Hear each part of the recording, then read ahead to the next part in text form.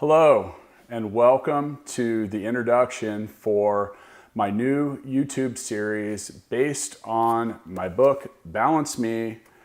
And what I'm going to do is go through all of the sections of Balance Me during this series, and I'm going to give you my in-depth thoughts, analysis, and just overall coverage of the different sections of the book.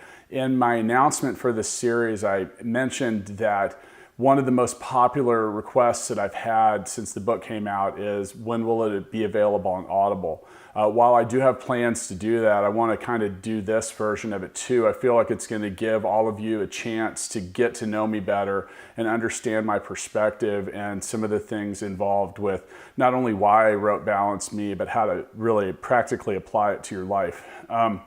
A topic like life balance and work-life balance and trying to cover that within the context of a 200-page book is really challenging.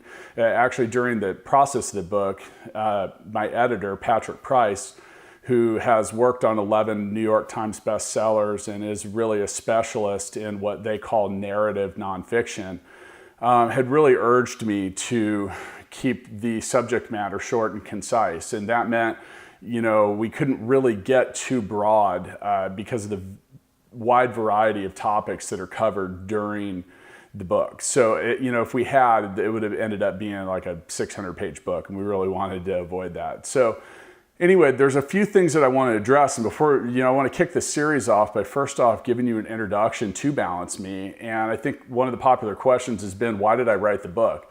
Actually, the first concept of life balance came to me in around 2006 and 2007. I had a job where I was traveling 180 days a year, and I really learned that there was a true difference between that work-life balance. And in my particular case, it was so drastic. I would be gone for 4 or 5 days at a time. And what that did was it didn't really give me a chance to have a real life, because I would be, at the time I lived in Indianapolis, and I would go out and work, and I'd be traveling for 4 or 5 days, and then I'd be home the following week. So I'd be home, away, home, away, home, away.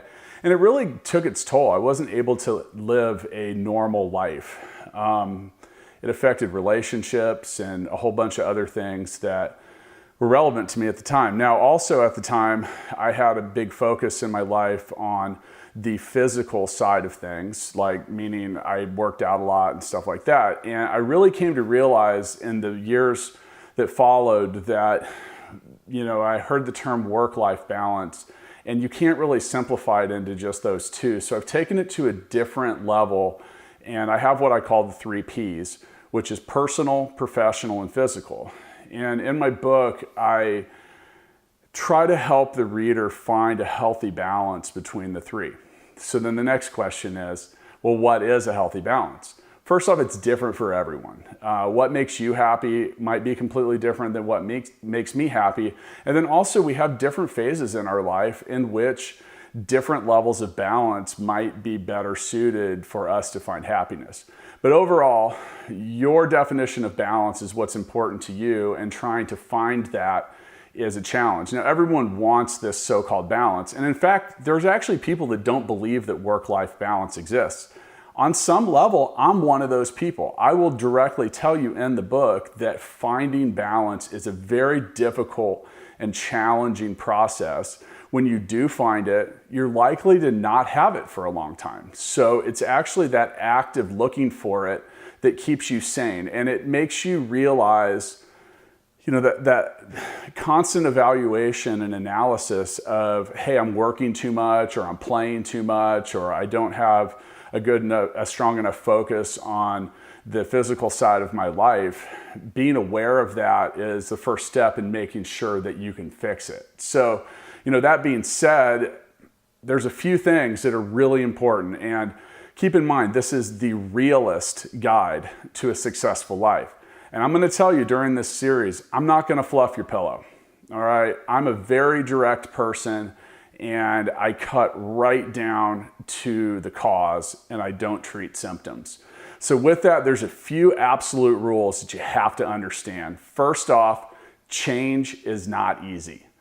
Anything you want to change in your life, whether it's personal, professional, or physical, requires diligent effort and consistency. So, self-discipline is doing things at the times that you least want to do them. So you have to get a grasp on that. The second part is you have to be ready to understand and admit that that's right, you might be part of, if not your own biggest problem. We have a tendency to blame and tell each other and ourselves it's so-and-so's fault or circumstances' fault or this or that. The reality is it's most likely your fault. And yes, there are certainly situations where others' poor decisions and disrespect and just selfishness do spill over into our lives in situations that we can't control. However, there is a very large slice of the pie that also exists based on our own bad decisions. So if you're not willing to admit that you might be part of the problem, it's very unlikely that my book, or this whole change in thought process is going to do anything to help you out.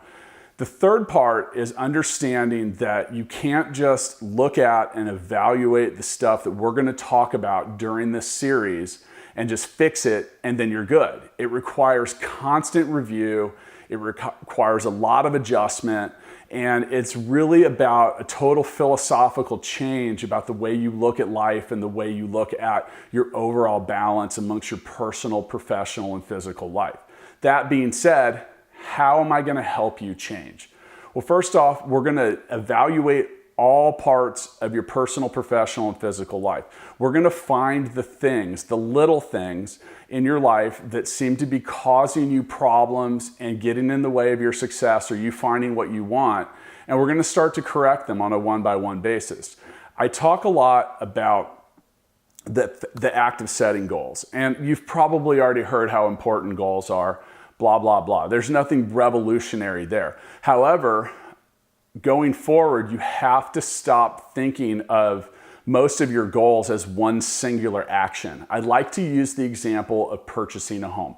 People say that's probably one of the most universal goals that people have worldwide. So with that, the act of purchasing a home isn't just a singular action. It requires a whole lot of different goals that need to occur in order for the master goal to occur. So we're going to start looking at the things that you want to achieve, and we're going to reverse engineer that success pattern. So whether you want a better job or you want to be in better shape, or maybe you want to have a different level of financial success, we're going to start with that, and we're going to work backwards and determine what all the little subtasks are and all the things that you need to do to get what you want.